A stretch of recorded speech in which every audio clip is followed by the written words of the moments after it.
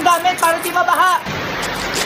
Ano ka? Kumilos ka na! Ayan na yung baha! Papalagi na lang pa tayong ganito tuwing umuulan. Akala mo may flood control na, pero bakit mas lalo tayong lumulubog sa baha? Ayun nga lang eh, baka kulang pa tayo sa pagbayad ng tax o kaya ganun. Hindi na kumilos ka na, baka libasin pa yung gamit natin. Nababash tayo. Lumipad tayo ng ibang bansa. Oh my God, really? Okay, wait. I want to bring my work to 1 million back. Ilan? Magpadala kayo ng helicopter, sabi niya sunduin tayo dito. Hindi ako dumaan sa baha. Baka madaya ako sa mga ampas lupang nagkakasaktan leptospirosis. Me too! Oh my God! I don't want the baha. Ew. Anyways, Dad, where's my money? O, mag-budget ka ng 1M sa Paris para hindi ka na manghingi sa akin.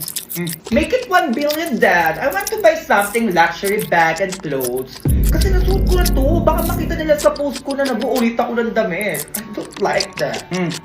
Ito 5 billion. Buy whatever you want, okay? Oh my God, Dad! Thank you for being my never-ending ATM machine! I love you! Pumasok na yung budget? Okay, give me 10 billion. I'll make it 15 billion for you, honey. Here. What's your next step? Naku-call out tayo. Yan, mauupa din yan.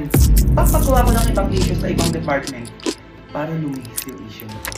Tapos after nun, wala na.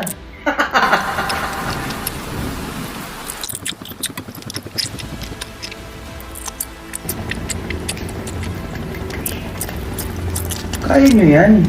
Ayuda naman eh.